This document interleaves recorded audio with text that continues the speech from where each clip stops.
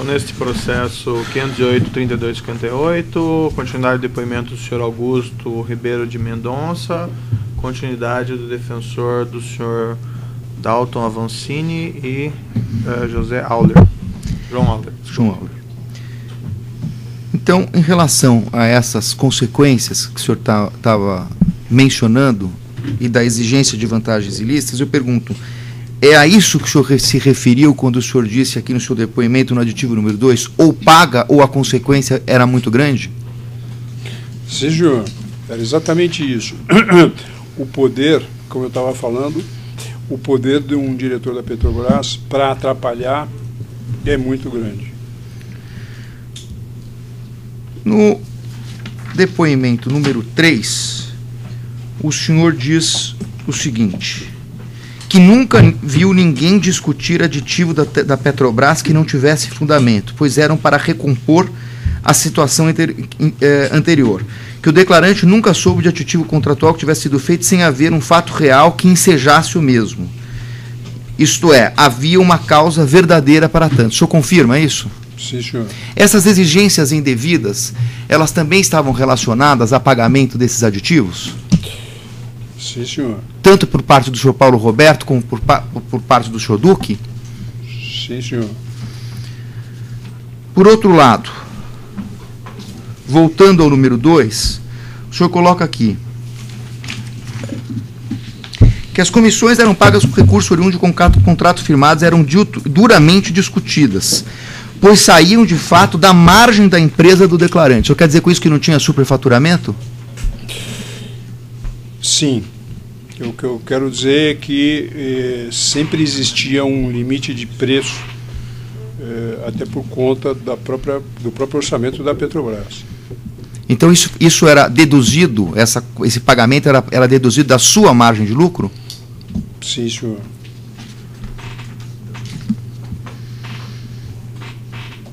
Eu queria perguntar uma coisa para o senhor. Essa era a nossa interpretação. Ok. Eu queria perguntar uma coisa para o senhor. Vamos voltar ao começo desse processo licitatório. A Petrobras, quando lançava essas grandes obras, ela própria sugeria algumas empresas grandes? Qualquer empresa podia fazer essas obras? Como é que funcionava isso? A Petrobras usa a modalidade de convite. Então, ela, quando estabelecia a divisão de determinados pacotes para um determinado empreendimento, consultava lá o seu cadastro e emitia o convite para as empresas que tinham capacidade de executar segundo o cadastro da Petrobras. Então, quando essa reunião que o senhor chamou de clube, quando essa reunião se iniciava a respeito de uma obra, primeiro vinha por parte da Petrobras o convite com relação baseado no cadastro dela? Não. O que acontecia é que, sobre um plano de obras da Petrobras, as empresas discutiam, escolhiam as suas prioridades e ficavam com as oportunidades. A partir daquilo, a empresa acompanhava aquela oportunidade e, no momento em que ela virasse uma carta convite, as outras empresas cumpririam com a obrigação de oferecer preços maiores. O que acontece é que havia aí uma combinação com a Petrobras de que as empresas que fossem ser convidadas para aquele determinado certame seriam as empresas que faziam parte desse grupo.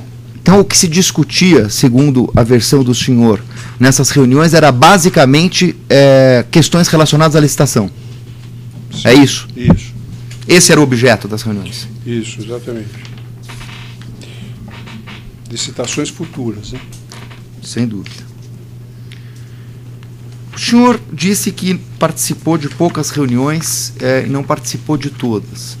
Em relação ao Dalton, o senhor conhece o Dalton dos Santos Avancini? O senhor conhece pessoalmente? Já esteve com ele? Não sei responder, não me lembro. O senhor não se recorda? Não. Talvez não. Nunca eu encontrei numa reunião. Nunca encontrou numa reunião.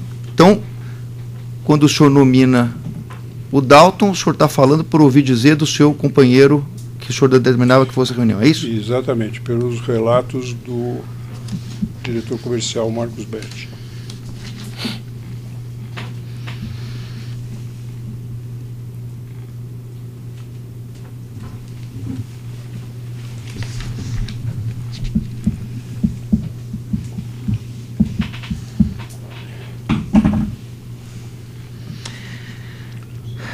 Tem uma frase aqui do senhor.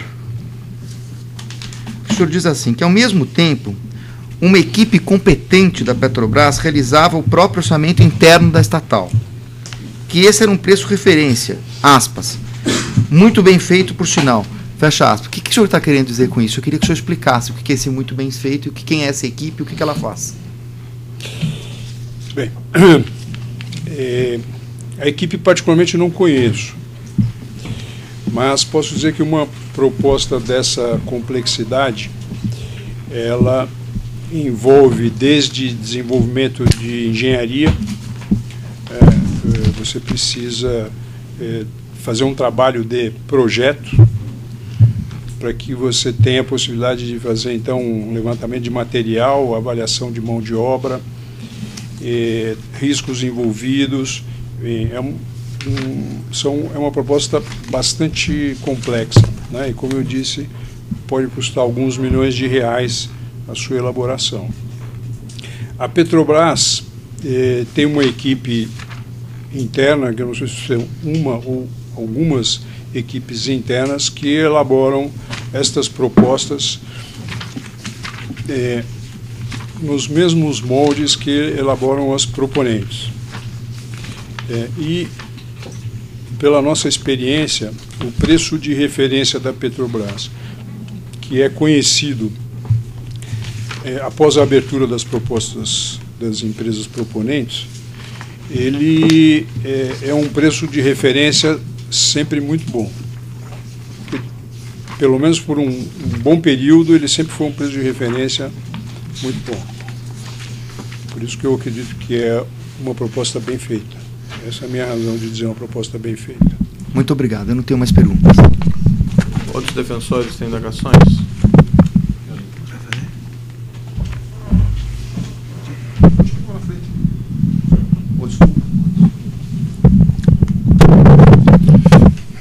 Excelência, pelo advogado Roberto Schenck. Boa tarde, senhor Augusto. Boa tarde. O senhor, durante sua colaboração, afirmou textualmente que disse hoje aqui que foi procurado pelo então deputado federal José Zanini e que ele exigiu do senhor uma colaboração. Né? Sim. O Zanini falava especificamente em nome de quem dentro da companhia? Paulo Roberto. Ou seja, e ele lhe disse que nessa conversa que o senhor teve com o deputado José Zanini, ele afirmou ao senhor que tinha poderes para ajudar a sua empresa dentro da Petrobras? Sim. Disse claramente isso. Ele disse claramente que tinha alguns poderes para ajudar e muitos para atrapalhar. E o senhor, além dessa demonstração de poder que o senhor já se referiu ao Paulo Roberto Costa, o senhor teve outras demonstrações de poder no sentido de ser algum benefício por parte do Paulo Roberto ou por parte do deputado?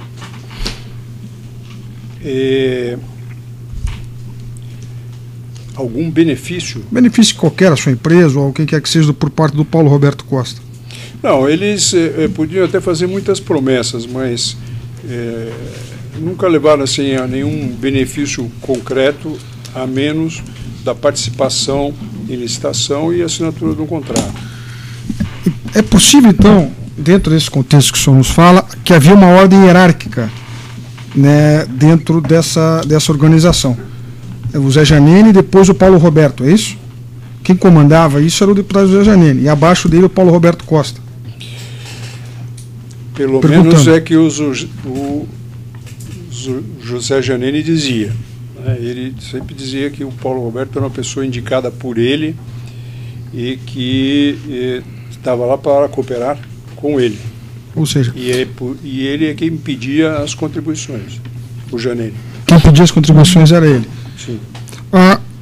Isso na diretoria de abastecimento. Sim. Na diretoria de serviços, quem era o político que buscava conversar com o senhor? Nenhum.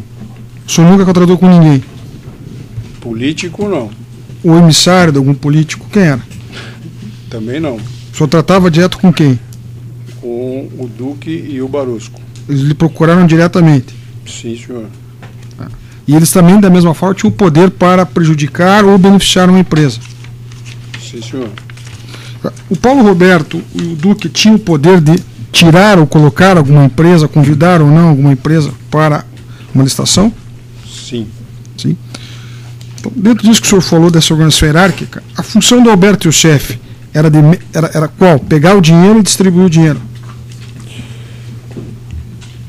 O Alberto Youssef me foi introduzido pelo Janene, pelo José Janene, com a função de executar os recebimentos, fornecer nota, enfim, operacionalizar esses pagamentos. Estou satisfeito, excelência. Mais algum defensor?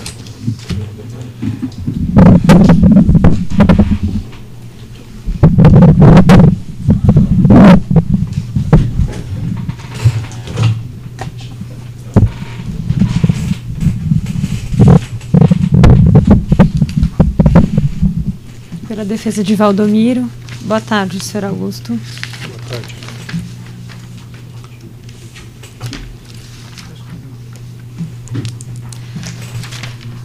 O senhor acabou de mencionar que o Alberto Youssef lhe foi apresentado para executar os recebimentos dessa propina que era devida aos funcionários da Petrobras, correto? Sim, o Alberto Youssef foi introduzido pelo Janene para operacionalizar as comissões acertadas por ele, Janene. E quais empresas que o senhor mencionou mesmo que ele utilizava? Conosco foi MO Consultoria e Construtora Rigidez. O senhor chegou a ter algum contato com algum funcionário ou alguém que se identificasse como sendo da MO ou dessa rigidez? Fui apresentado a uma pessoa que era a responsável pela empresa.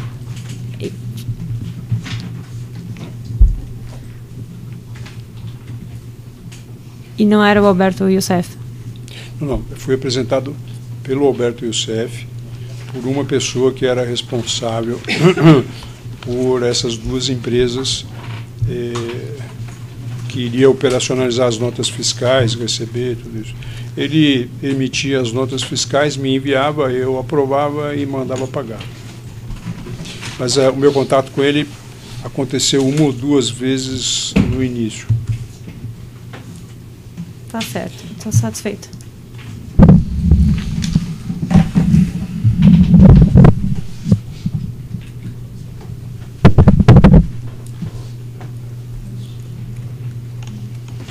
Boa tarde, senhor Augusto.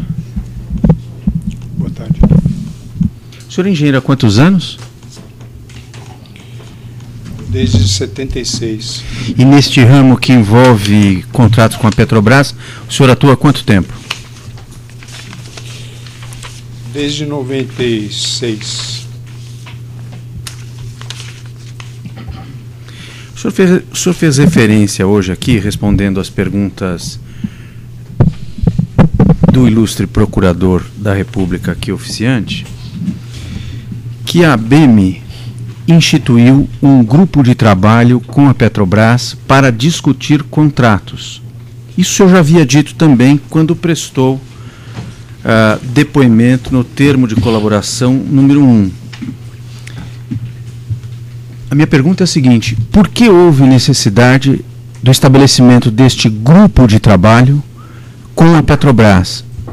Havia necessidade de que as empresas se protegessem de alguma ação predatória da Petrobras? Essa é a pergunta. Esse grupo foi constituído para discutir condições contratuais, não contratos. Né? Condições contratuais. Condições contratuais, como eu diria, padrão. Né? O objetivo deste grupo era de que as condições contratuais da Petrobras pudessem ser melhor absorvidas pelas empresas e que as empresas pudessem correr menos risco e, por consequência, colocar menos contingências e oferecer melhores condições à própria Petrobras. Este era o intuito desta. Portanto, é lícito concluir que antes haviam maiores contingências e maiores dificuldades para as empresas na celebração dos contratos com a Petrobras. Sim, é lícito concluir que essas discussões aconteceram com este intuito e provavelmente acontecem até hoje na associação, discutindo pontos diferentes sobre o mesmo tema. Talvez hoje um grande tema que esteja em discussão sejam as questões de segurança do trabalho, por exemplo. Perfeito. Foi a ABEME, vamos dizer, a associação de classe, que instituiu esses grupos junto com a Petrobras? Sim. O Ricardo era o presidente da ABEME quando isso começou? Acredito que não. Quem era o presidente, o senhor lembra? Não sei dizer, talvez tenha sido até na época do meu irmão Roberto Mendonça. Ele foi presidente? Ele foi presidente da ABEME. O Ricardo o sucedeu ou foi depois ainda? O Ricardo o sucedeu. O senhor foi diretor da ABEME? Não. O senhor chegou a ser nem diretor nem presidente, obviamente, não é isso? Não. O senhor chegou a postular alguma vez, quis ser diretor ou presidente da ABEME? Não. Nunca? Nunca. A minha participação dentro dessa atividade era mais voltada ao setor de construção de plataformas, onde a ABEME não atua. A ABEME atua mais na construção de refinarias. Eu passei a participar dessas atividades a partir do ano de 2004, de modo que a minha participação na ABEME sempre foi de nenhuma a muito pequena. Certo. O senhor Ricardo Pessoa, o senhor conhece há quanto tempo? Se o conhece, porque várias vezes o senhor o referiu aqui. Eu conheço ele há muito tempo, talvez anos 80. E ele foi presidente da ABEME quando? O senhor saberia dizer?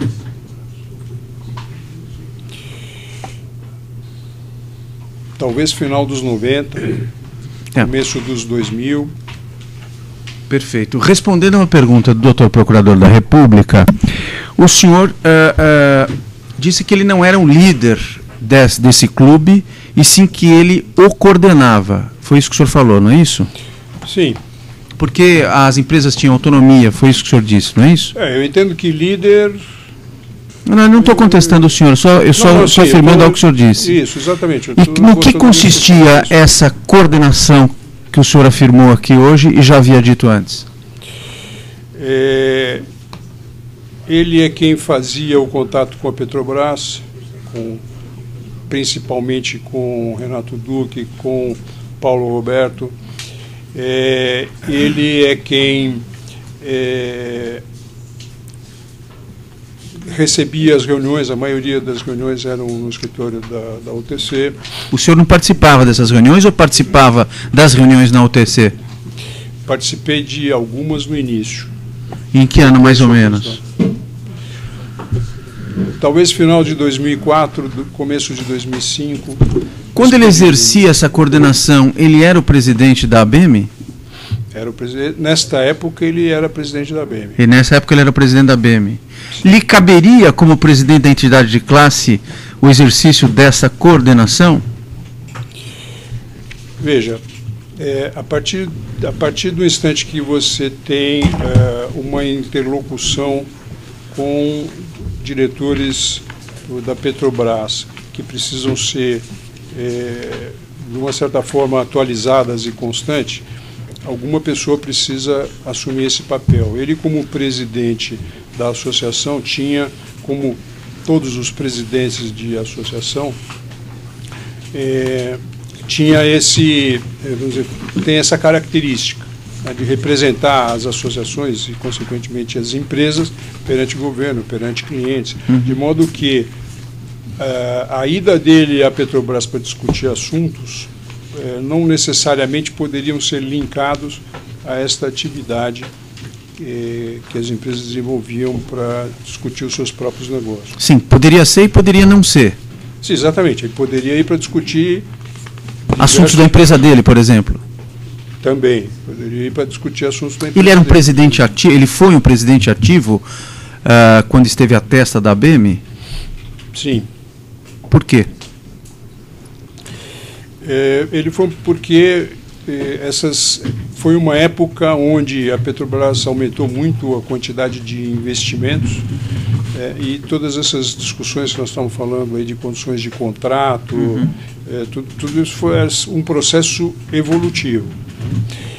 Eu posso dizer que ele era um presidente ativo porque eu o vi participando de diversos eventos representando a ABM, estava sempre presente em todos os eventos da Petrobras, visitas. Posso dizer que ele era um presidente ativo. Quem era Gabriel Abuchar? O Gabriel Abuchar, ele era o presidente da CETAL até o ano de 2004 e também também era acionista. O senhor referiu hoje aqui a pessoa, salvo erro de memória, de Marcos Betti como sendo o seu representante nas reuniões da ABM, do clube, é isso? Sim. E agora eu leio aqui também o nome de Gabriel Abuchar. Ele também participou? O Gabriel Abuchar participou numa fase anterior, até o ano de 2004. Em meados de 2004, eu assumi a operação, o Gabriel saiu. Então, até aquela oportunidade, ele participou. Deixa eu lhe perguntar uma coisa. Quando era aberto o certame, a licitação, os concorrentes ou os potenciais concorrentes sabiam de antemão qual seria o preço da Petrobras? Não. Isso era negociado?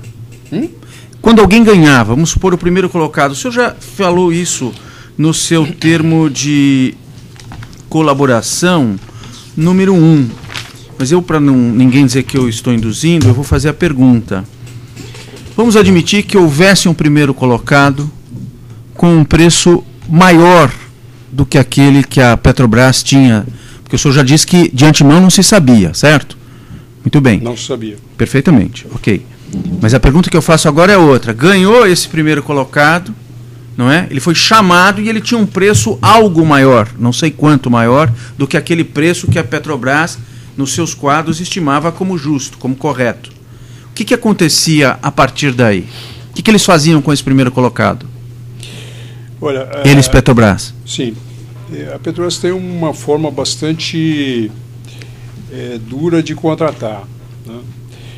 Via de regra, ela chama o primeiro colocado, abre a proposta detalhada, ela só abre do primeiro colocado, analisa e normalmente chama para pedir um desconto. E se esse desconto não era dado? Posso falar daqui, excelência? O microfone, doutor. Não, mas pega. Melhor mais próximo. Às vezes ela aceitava que a empresa não desse desconto, às vezes a empresa dava desconto, e em algumas vezes, se ela achasse que o preço era excessivamente alto, ela cancelava a licitação. Perfeitamente. E isso ocorria na vigência do alegado clube? Porque o senhor menciona que houve uma derrocada. E a minha pergunta é assim: isso que o senhor acaba de nos mencionar, que o senhor acaba de narrar, acaba de retratar, ocorreu durante a vigência do denominado clube? Sim. Sim. Ou seja, mesmo durante a vigência do denominado clube, quando o ganhador se apresentava, ele era submetido a uma nova rodada de negociações e por isso era dura a contratação. Correto meu entendimento? Sim, muitas vezes sim. Perfeito. O senhor fala nesse mesmo depoimento, na página 4 ainda, do número 1, fala que num determinado momento houve a derrocada do clube e o senhor menciona expressamente o seu esfacelamento, pois houve perda de efetividade das ações do clube. Eu queria que o senhor explicasse por que houve esta perda de efetividade. Porque que a Petrobras passou a Convidar novas pessoas? Exatamente, convidar novas empresas para participar dos certames. E a cada novo certame ela chamava novas companhias, 4, 5 companhias. Senhor Augusto? Inclusive, sim. Perdão interrompê-lo, desculpe. Perdão por interrompê-lo. O senhor quer prosseguir? Prossiga. Acho que já respondeu, né? Já respondeu, começou não? a chamar Tá bem. outras empresas. Tá. Bom, para concatenar as ideias, durante o período em que o clube vigorou, qual teria sido a efetividade dele se, de um lado, os preços não eram sabidos, depois que o vencedor ganhava, ele era submetido a uma nova negociação? Ao que se resumiria, então, a efetividade do dito clube? A grande efetividade era de saber que as outras empresas não iriam se contrapor a uma negociação que uma determinada empresa estivesse fazendo com a Petrobras. Quer dizer, Essa mas era a efetividade compreendo bem. da história. De qualquer modo, não se tratava de uma vantagem de preço na contratação com a Petrobras. A formação